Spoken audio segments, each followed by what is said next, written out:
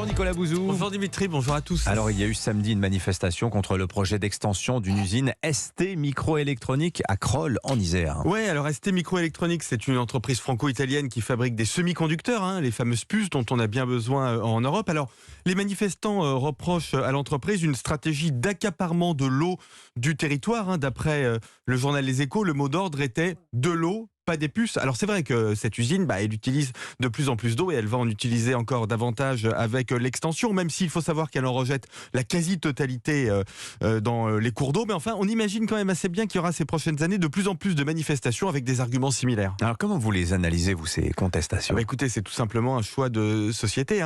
Ce projet d'extension de l'usine ST Microélectronique, il est soutenu par France 2030 et le Chip Act de l'Union européenne. Alors je vous rappelle de quoi il s'agit, mais c'est absolument stratégique.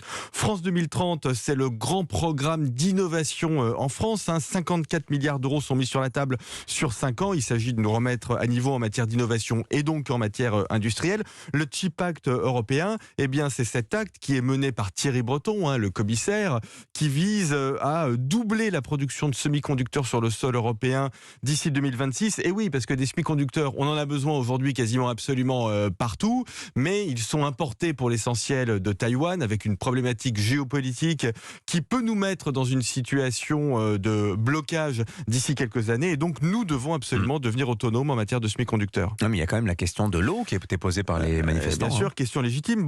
Les réponses, elles sont techniques, on les connaît. Récupérer les eaux. Je rappelle qu'en France, 1% seulement de l'eau usée est réutilisée. Lutter contre les fuites. En France, on perd 1 litre d'eau sur 5. Faire payer les usages les moins importants pour la collectivité.